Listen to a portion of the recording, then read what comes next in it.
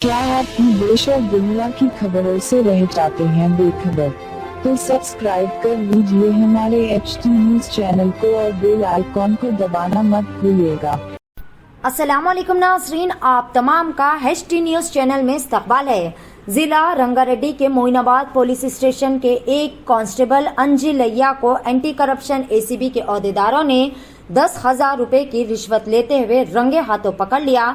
नाज़रीन, आजकल बड़े बड़े ओहदों पर फायज होने वाले ऑफिसर्स अपने ओहदे का गलत व नाजायज इस्तेमाल करते हुए लोगों से उनके काम करवाने के लिए रिश्वत तलब करते हुए अवाम को परेशान करते हैं।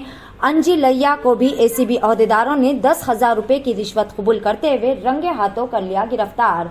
पेश है HT न्यूज चैनल के लिए खुसूसी रिपोर्ट। मजीद ताज़ा तरीन खबरों से बाखबर रहने के लिए चैनल को लाइक करें, शेयर करें और सब्सक्राइब जरूर कर लें।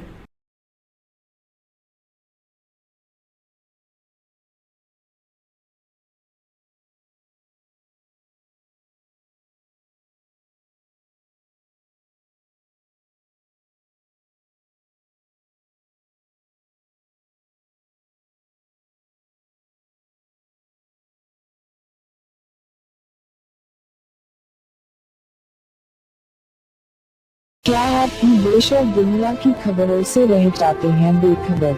तो सब्सक्राइब कर लीजिए हमारे HT न्यूज चैनल को और बेल आइकॉन को दबाना मत भूलिएगा।